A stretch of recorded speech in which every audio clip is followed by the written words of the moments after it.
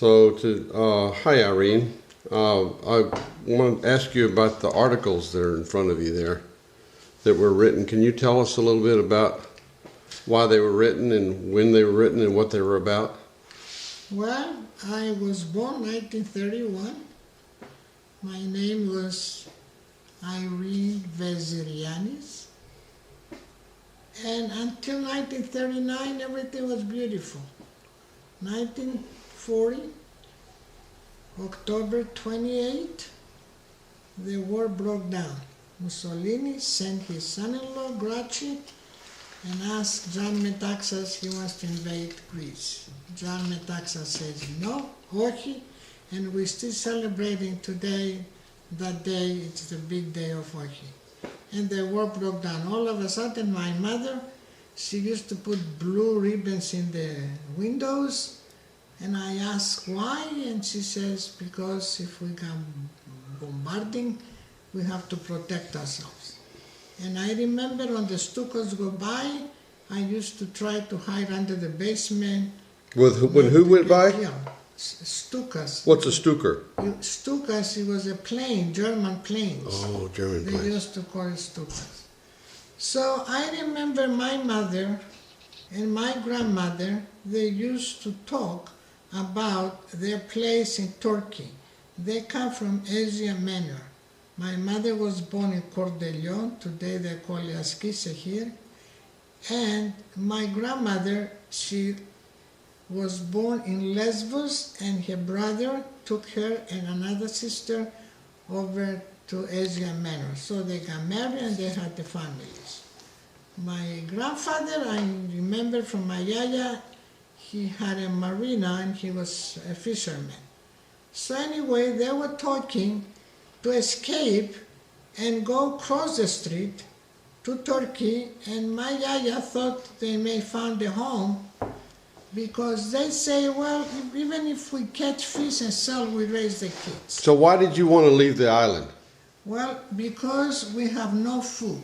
And why? Were there soldiers on the island? It was Germans. Germans. Yeah, they invade Chios, and it was very scary.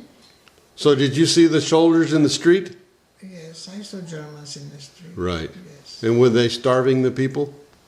Well, a lot of people, they had, like my husband's family, they had a grocery store, so they had a lot of things and they had food. But my mother from another country as a refugee from 1924, and my father was in a ship, so we didn't even know where he was.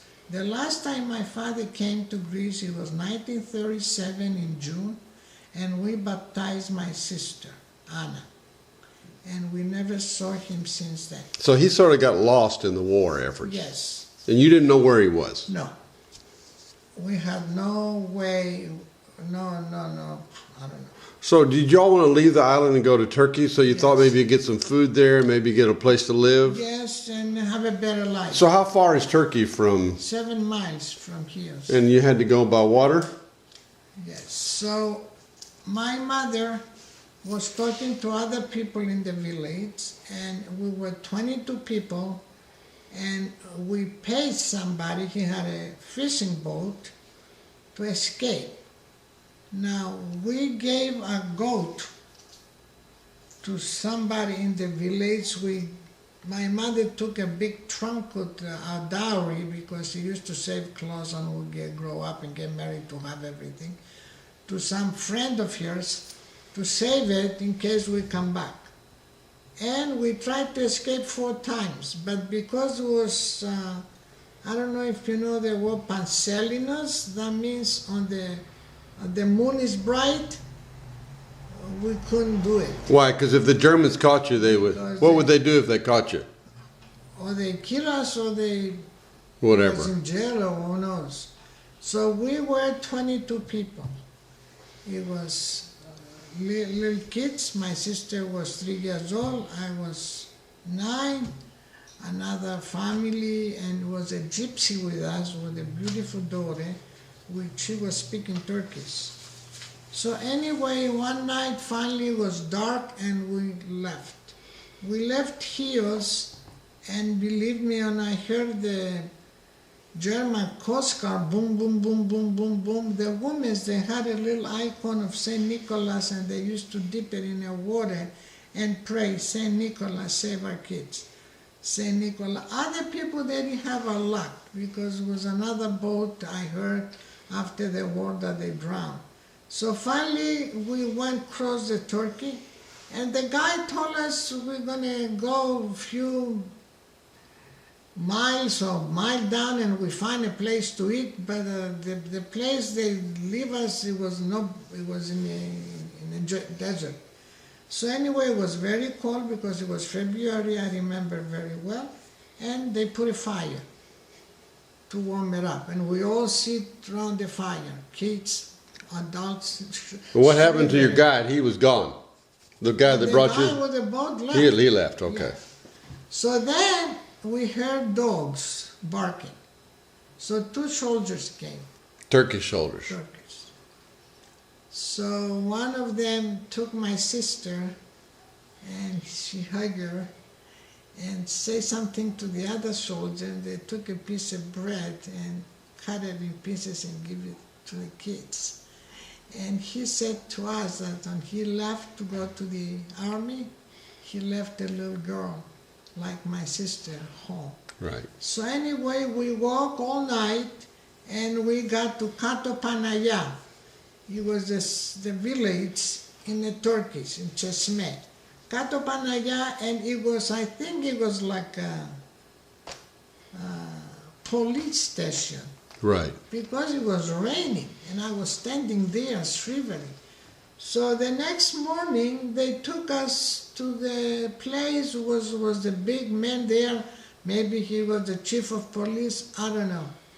And he was screaming at these guys, why you don't send them back? And this Turkish gypsy, that she speak Turkish and understood, she told us to kneel and say, "Efendim, efendim, efendim." So anyway, the guys told them what we're going to send them back. There was nothing there. The men left them and leave. So how are we going to send them back? Finally, they took us and they put us in a hotel. They put us in a hotel, and the Greek ambassador came. And Did he come that night or the next day? The next day. Yeah. We sat outside in a big packet, I don't know how you call it. We sat one after the other. He gave us a piece of chocolate, and he told us not to eat too much, this way we don't get sick, because we were starving. Anyway, he told us that he's going to work it out to send us to Cyprus. We stayed in Turkey a week. And one day they took us, all of us, the group, and they put us in fishing boats, but big boats, Mm-hmm. And took us to Cyprus. The trip was maybe 2 days, because I remember they put us underneath and covered us up because they went through the islands, and it was occupied from Italians and Germans, and the Turks, they wanted to be noticed. Finally, we made in Cyprus. We went to Xero. The name of the place we got was named Xero. And they took us, they put us in army trucks. And the Cypriot people, they throw oranges to us. And they were screaming at us, "Welcome, welcome." Finally, they took us that day to, they call it miners of gold, but it was to put us under quarantine. So they throw the women in one shower, was about, I don't know how many women, and the men on the other side. They took our... So stop here, and then we're going to start part 2 in just a minute. So remember where you left off, okay?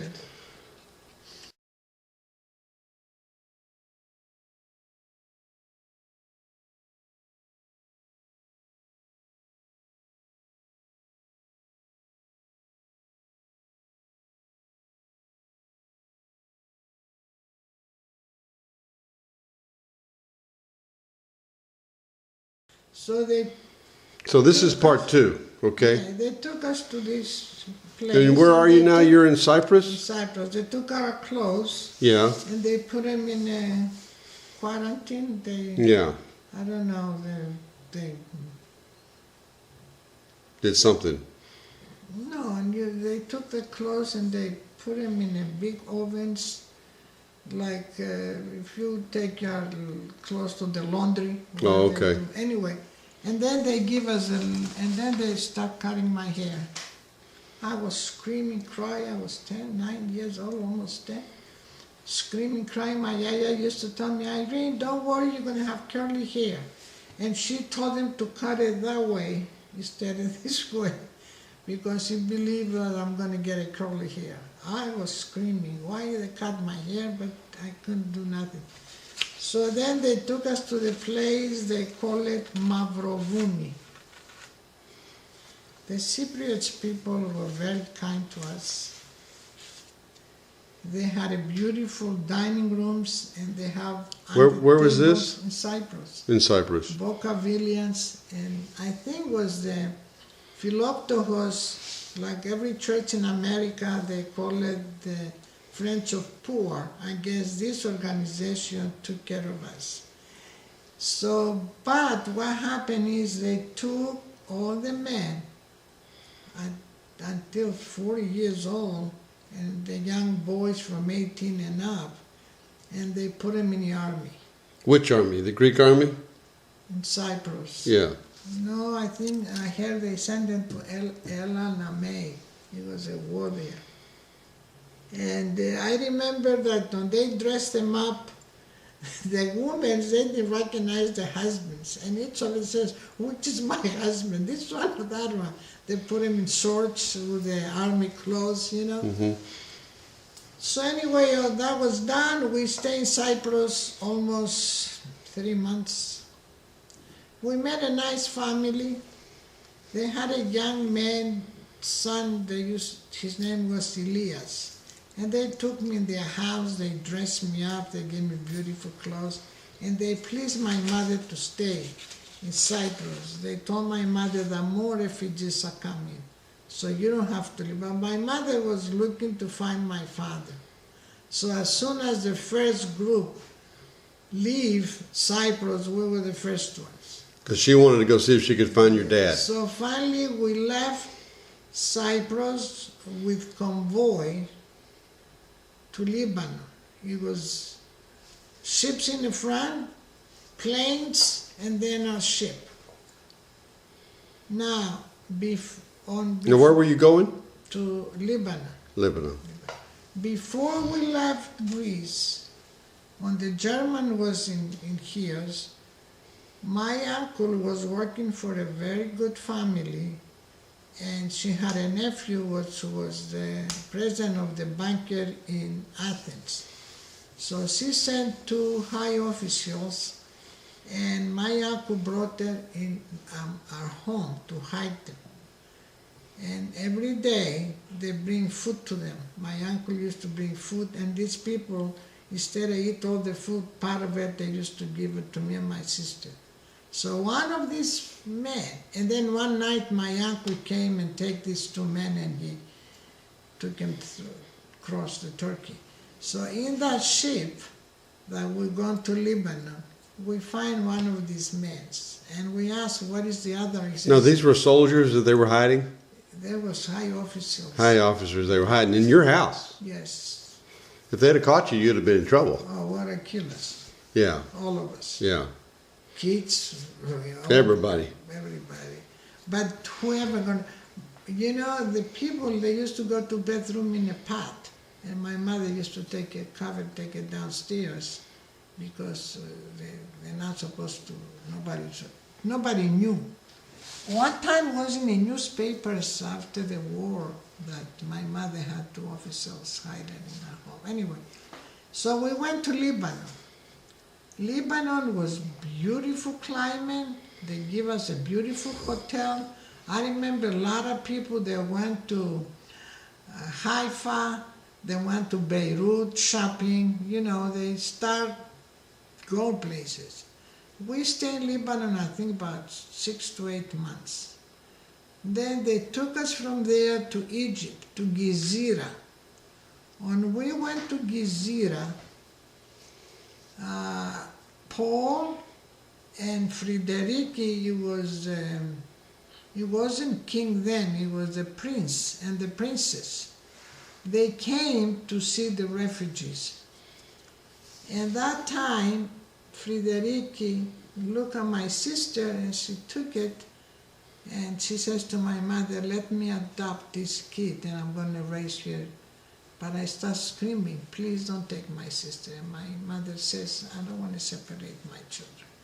And the next day, the King George from Greece, he was down in Lebanon. So we all went there, and to how do you say, to welcome him and for him to see us, the refugees. I don't remember the words he says, but one of our girls there, she went in front of him with the flowers and told him a beautiful poem. And the reason I know the poem, because if something will happen to her, I was going to be the next one to say it. So he says, welcome, thousand welcome, our great king. I'm giving you these flowers, and every leaf presents any of our soldiers who fight for our freedom. Anyway, it was like a celebration. So we went back to Gezira, and then one night, I don't know what happened, they told us we have to leave. They put us in the army trucks, and they're supposed to took us to a school or a hotel, but the place they're supposed to took us, they bombed that night. And they took us to another place because they were very tired. Finally, we went to Port Said, and I remember I was in a hospital, faint. And my mother was screaming, please save my child, please save my child. Finally, I don't know what they gave me, and we went to the ship. The next day, we stayed all night in the ship. The next day, the ship next to us went on fire.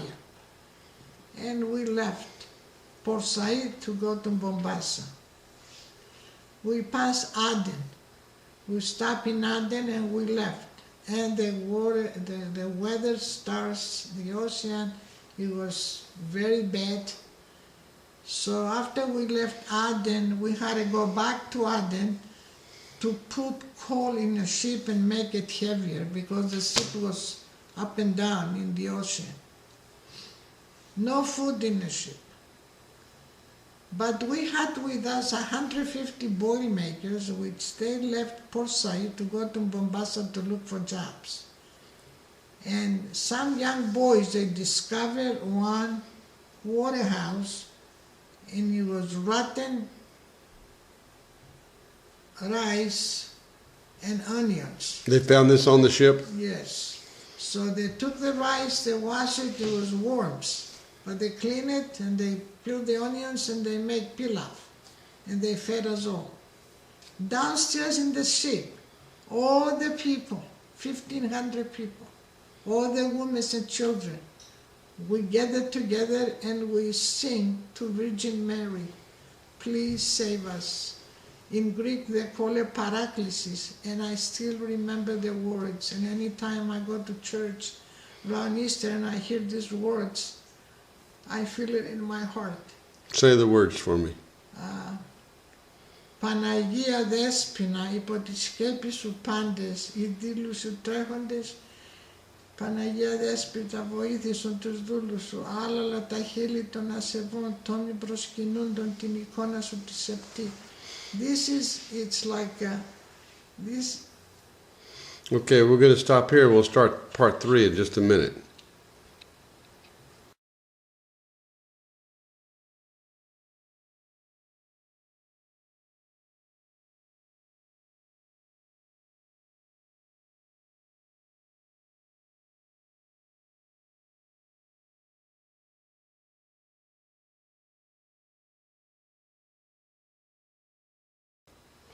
So, So finally, so where are you right now? I was in the middle of the ocean. In the ship. Ship And some boy. passing Aden, and on the good coal, everybody get up in the morning, they were black from the dust. Didn't that captain on that ship, you were telling me before, he captain decided he was going to go Yes. somewhere else? And then the boil makers, that's what I heard, I don't know if it was true or false. The boil makers went and they told him, if you're not going to turn the ship, wherever we're supposed to go, we're going to drown them, we'll take over. Okay. So finally, we make it to Mombasa, And that's in Africa. Africa. We make it to Mombasa. We got out of the ship. I don't remember what condition we were. And we had my grandmother, which she had no fingers. My grandmother had no fingers. With you. She was with you. Yeah. And from Mombasa, they put us in a trains with no doors, and they took us to Makindu. Some of the boil makers, they came with us to Makindu before they go. I don't know if they want to go to Dar es Salaam or Johannesburg to get jobs. So they told us they're going to leave. Me and my mother, we went and we find all of them, and we gave my father's name, Dimitrios Vezirianis, Maria Veziriani, Irene, Anna, and Angela Yaya. That was my grandmother's name. And they left, and we stayed there about 7-8 months. When we were in Makindu, a lot of people, they make trips to the jungle to see the wild animals. But my grandmother never let us go anyplace, never. There is a man in Chios, his name is Nikos Psaros, that he was born next to the houses was barracks, like the army, and the beds was one next to the other. So this woman had a baby, and this man is alive. And I saw him in my Facebook the other day. I'm going to see if I can write to him. So anyway, we stayed in Makindu, and I remember we had showers, and we had a soap, bars, long soap, all colors. And somebody said to me, Irene, you know this soap? It's from the Jewish people Hitler killed. Or the oil, they made a soap. Oh, it's horrible. And I didn't want to soap myself as a 10-year-old child. So one day they put us again in the trains, and they took us to Belgian Congo. We went to Mahagi. But it was a lot of refugees, so other people went to Ethiopia, other people went to Dar es Salaam, other people went to Zandoville, Leopoldville, Bunia. But we went to Mahagi, it was about 150 people. We went to Mahagi, and one day we received a telegram from my father. My father never sent a telegram to my mother without pay answer. When my mother saw the telegram, she thought that somebody played a game with her. My mother was very beautiful, and a lot of guys had their eyes on her. So, but my father sent the telegram to Makindu with a pay answer, and they answered him, your telegram follows the refugees. So that's how they use. So tell me how your father found out where you were. How they find out. One of the guys in the cafeteria had a cup of coffee, and he pulled his wallet out to pay, and as he paid, my father's name came up. And how did he get your father's name? Because we gave it to him. He was with us. So that was like a miracle. Yes. So anyway, he says to the other guy, with us, with the refugees, is a family that the husband is one of us. What is his name? Dimitrios. Oh, I know Jimmy. He says he retired, he's in Johannesburg, he's buying a small bar. They called my father. My father didn't believe it until he went and he found the catalog of all the refugees. And when he saw my yaya's name, he knew that we really are with the refugees. So he lost his deposit, and he started fighting the government to come and see us. Then we received a letter with money and tell us that my father is trying to come and see us. Finally, one day I was playing outside with my sister and some taxi came in the camp and said, Veziriani, Veziriani. I said, here I am. My grandmother was to call me, where are you going, Irene? I said, shut up, Yaya. My father is here. See, the guy says to me, you know, your father is down to the store, Chaknakis. It was a nice department store. He was a Greek, the guy. And I pick up my sister, I got in a taxi, and he says to me, when you see your father, be quiet, I want to see if he's going to recognize you. When I saw my father, I almost break the glass. Anyway, my mother was next door with a neighbor, she was knitting. And the neighbor saw me, says, what I did is in a taxi for? I was screaming to my mother, my father is here, my father is here. Finally, my mother, me, my sister, everybody, we hug each other.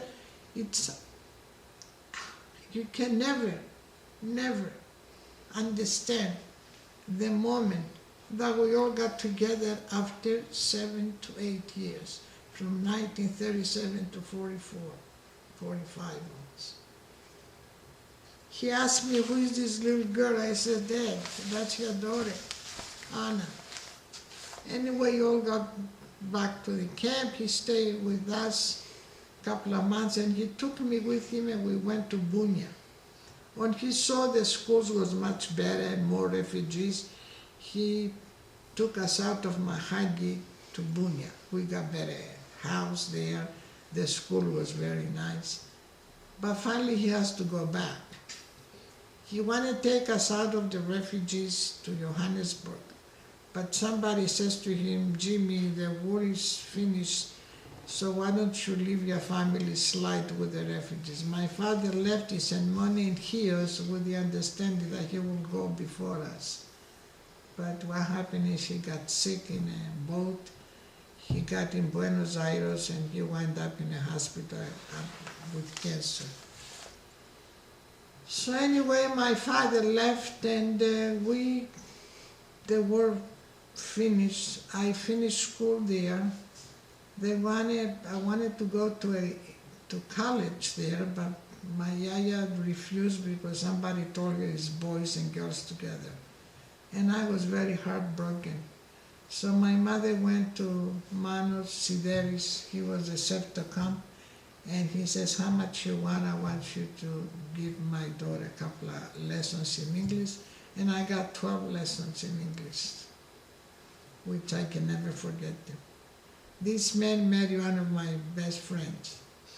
He's dead now. Anyway, so after we all went back, we went the same way we came. They took us again to Makindu, and from there we got to a very nice ship, and we got to Elsat in Egypt. And the name of the ship was Queen India. It was the most beautiful ship.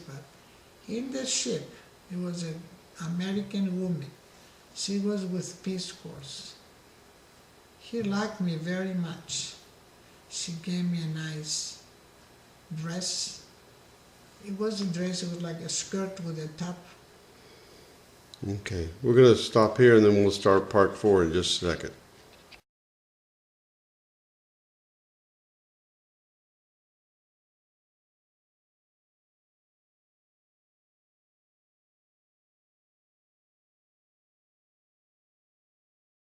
So we're on part 4 now. So tell us about the lady you met on the ship. Lady, and I said to her, when I get in a ship, you're going to lose me. She says, why? She says, because I get seasick. Finally, she found me in one corner thrown up. She talked to me and she told me she's going to come to Chios. She's going to pass my village to go to Pyrgi, the village with the houses decorated. And we went back to Chios. So she passed by, and I told him my dream is to go to college. she gave me her address. And she says to me, if you need me, call me. Anyway, everybody went around me, see me speaking English, and all the villagers surrounded, and they hugged me, they kissed me. It was about 5, 6 people, a couple of Greeks and a couple of Americans. Anyway, that was it. Then my father came to Chios. We lost my father. We didn't know where he was. Finally, we found out he was in Argentina, in Buenos Aires. So he came in Chios 1948. And he died the same year from cancer. That was the year I was born, 1948. Yes. What happened is, That's 65 years ago. after my father died, believe it or not, I was looking all his correspondence with my mother to see if I can get her pension. In his correspondence, I find the letters he was sending from New York to my mother, and the lady she gave me the address, it was exactly the same. No, wait, the lady that you met on the ship, he knew her. Ooh. I asked Irene, because she was living in New York, she says to me, well, you know, in New York it's numbers, but it was exactly the same number, everything.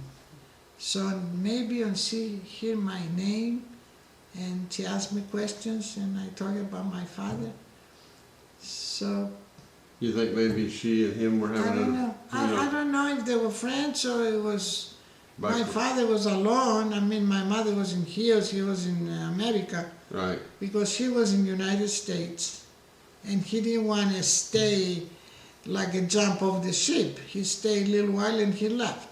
So that, and then I couldn't go to college because I had no money, so I wanted to be a teacher, professional teacher. I was smart, so I went and I became dressmaker.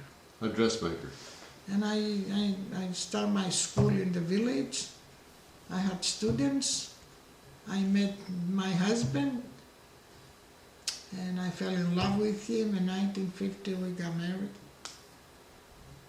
Then my mother-in-law told me she has 2 daughters in America, and I wrote him every day, please, United States for the young people, we're full of energy. How old were you then? When you got married and you decided to come to the United States? 19, I had my daughter, I was 22 years old. 22 when you decided to come to America? 20. And then it took me, I came when I was 24, like 4 years. Because at that time it was a communist party, it was the ethnic party, was all country. They accused my husband that he was communist, he didn't even knew what communist means. Anyway, I remember people in the village, they make fun of me. Irene, when you go to America? I says, I don't know when I'm going, all I know I'm going. Finally, 55, it was 16th of June, 1955, we got the boat from Chios to come to Athens. I have 2-year-old baby and 4-year-old baby. I'm going to stop right there and we'll end that part of the story, but I want you to, I'm going to come back on the next one. I want you to tell us the story about how you got from Chios to America. We'll do that on the next one. Hold on a second. Okay.